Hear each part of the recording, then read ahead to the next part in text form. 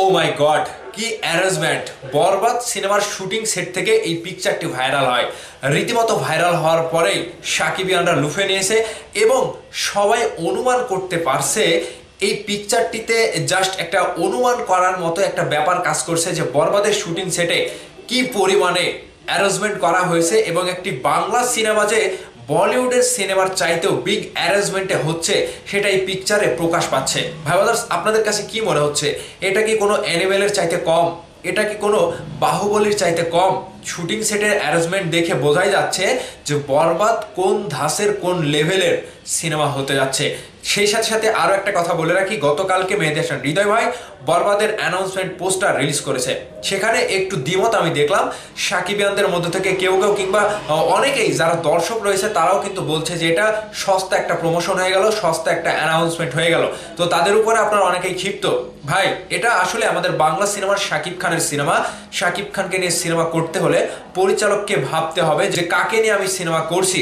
দেখেন, আপনি যদি অটো পাস করে পাশ হয়ে যান তাহলে কিন্তু আপনার ভেতরে কোনো বুদ্ধি কিংবা আপনার ভেতরে কোনো মেধা থাকবে না, আপনি মেধা শূন্য হয়ে যাবেন। তো মেগাস্টার শাকিব খানের ভক্তরা আমরা যারা এতটাই ভালোবাসি, শাকিব ভাইয়ের কোনো একটা কিছু আসলে আমরা লুফে নেই। এখানে মেগাস্টার শাকিব খানের কোনো দোষ নাই।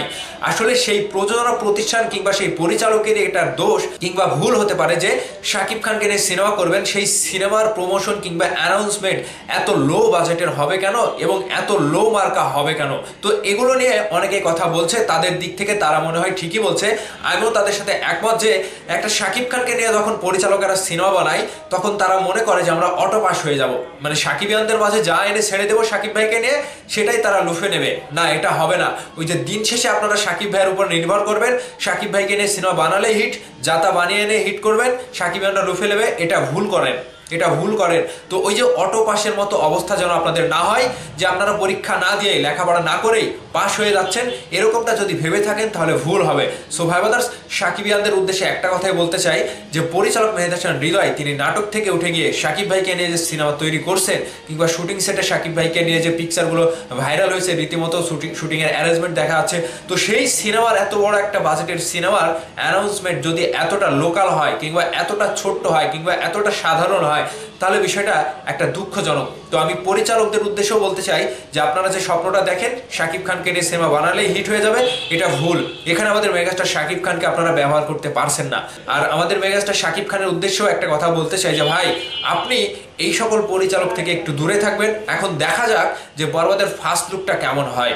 অ্যানাউন্সমেন্ট পোস্টারটা তো এমন করেই দিয়েছে, এখন আমরা যদি পোস্টারটাও মানে ফার্স্ট লুকেও যদি আমরা হতাশ হই তাহলে আমাদের বোঝা হয়ে যাবে যে পরিচালক কি করতে যাচ্ছে। তো আজকে যখন এই যে ফটোটা লিকড হলো, এই ফটোটা লিকড হওয়ার পরে কিন্তু অনেকেই একটা আভাস পাচ্ছে যে বরবাদের শুটিং সেট একটা মারাত্মক লেভেলের একটা হাইপ তুলেছে কিংবা বড় বড় সিনেমার চাইতেও কম না। তাহলে সাকিবিয়ানরা যে পোস্টারটি লুফে নিয়েছে, এবং আপনাদের কাছে কি মনে হচ্ছে বিষয়টি যে আসলেই যে বরবাদের অ্যানাউন্সমেন্ট পোস্টার রিলিজ হলো এবং আগামীকালকে বরবাদের ফার্স্ট লুক রিলিজ করা হবে, আর আমরা কতটুকু আশা রাখতে পারি পরিচালক মেহেদী হাসান হৃদয়ের উপরে?